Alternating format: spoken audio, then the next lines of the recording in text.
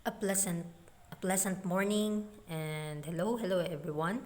Purihin ang Panginoon sa kanyang pagpapala. Tayo na muli ay mag-aaral ng kanyang mga salita. It's July 18 entitled Keeping Love Alive. Samahan niyo po ako. Sabi dito sa Colossians 3 verse 18 to 19, Wives, submit yourselves unto your own husbands, as it is fit in the Lord. Husbands, love your wives and be not bitter against them. So dito sa ating key text, mapapansin natin na ang mga asawa ay kinakailangan na isubmit ang kanilang mga sarili sa kanilang sariling asawa. Ano, yung asawang babae ang magsasubmit sa asawang lalaki.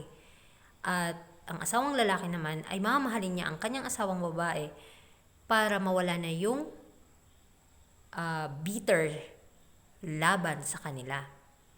Sabi dyan, how much trouble and what a tide of woe and unhappiness would be saved if men and women also would continue to cultivate the regard, attention, and kind words of appreciation and little courtesies of life, which kept love alive and which they felt were necessary in gaining the companions of their choice.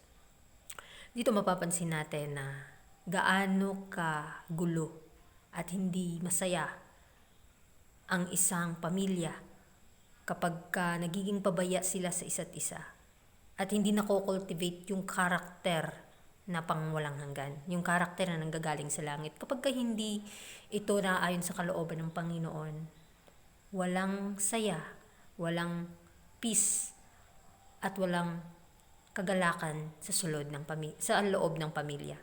Kaya kinakailangan na makultivate ito. Kung nagpaplano tayo na mag-asawa o papasok sa ganitong relationship, kinakailangan yung courtesy ng buhay na manatili yung pag-ibig na mamumuhay at maghahari sa pamilya. If the husband and wife would only continue to cultivate these attentions which nourish love, they would be happy in each other's society and would have a sanctifying influence upon their families. They would have in themselves a little world of happiness and would not desire to go outside this world for new attractions and new objects of love. So, kapag ang mag-asawa ay patuloy silang nagko-cultivate sa kanilang karakter, sa pag-ibig at pagmamahal at pagpapala na nanggagaling sa Panginoon, sila ay magkakaroon ng kagalakan, masayang pamilya sa loob ng tahanan, sa kanilang kapaligiran. At magiging isa silang pagpapala at dakilang impluensya sa kanilang pamilya, sa kanilang nasasalamuha. At sa kanilang buhay, makakagawa sila ng mga bagay na mapupuno sila ng kagalakan, pag-ibig at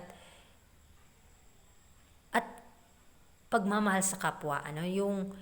Yung bagong object ng pag-ibig, yung pag-ibig na nanggagaling sa langit, ito yung magko-cultivate sa puso ng bawat Kristiyanong pamilya.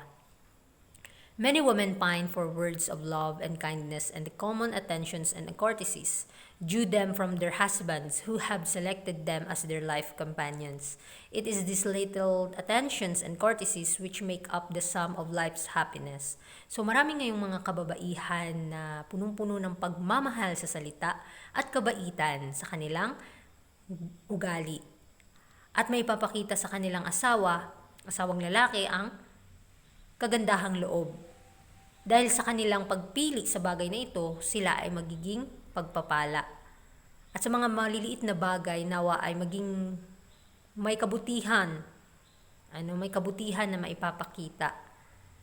If the hearts were kept tender in our families, if there were a noble, generous deference to each other's tastes and opinions, if the wife were seeking opportunities to express her love by actions in her courtesies to her husband, and the husband were manifesting the same consideration and kindly regard for the wife, the children would partake of the same spirit.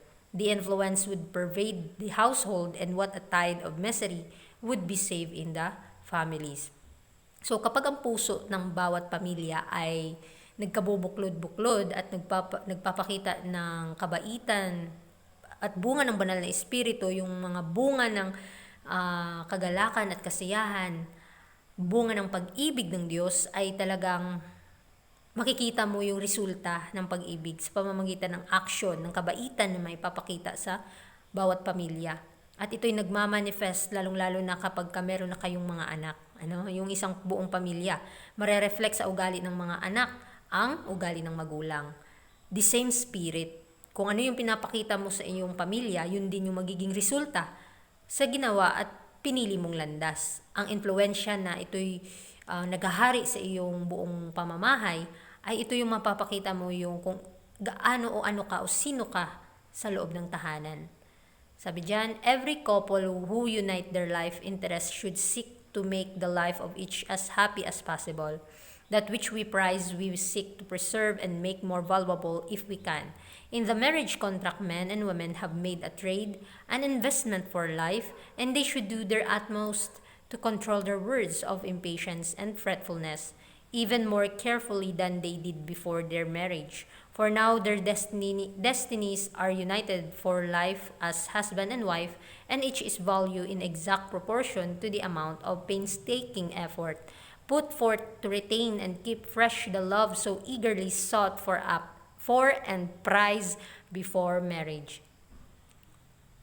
So, ang bawat may karelasyon sa buhay ay talagang at nagpaplanong mag-asawa, kayo muna ay kinakailangan na magkaisa sa prinsipyo at katotohanan sa Panginoon. Kapag pareho niyong hinanap ang Panginoon na siyang source ng kagalakan ng buhay, kayo ay magiging pagpapala, lalong-lalo na kapag nagkikreate na kayo ng sarili niyong mga pamilya. At ito yung may malaking premyo, may malaking reward kapag ka nagsikap tayo na mag-build ng family in heaven. Ang pag-aasawa ng lalaki at babae, mapapansin natin na isa po itong banal na at sagrado na institution.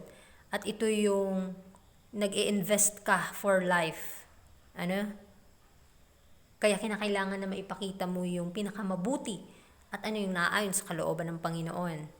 At makokontrol mo ang bawat salita, magkakaroon ka ng mapagpasensya dahil isa po yung bunga ng banal na espiritu, at hindi ikaw mayabang, hindi ka din maging mapagmataas sa sarili, at sa iyong tono ng iyong salita ay maging mahinhin. At kinakailangan tayong maging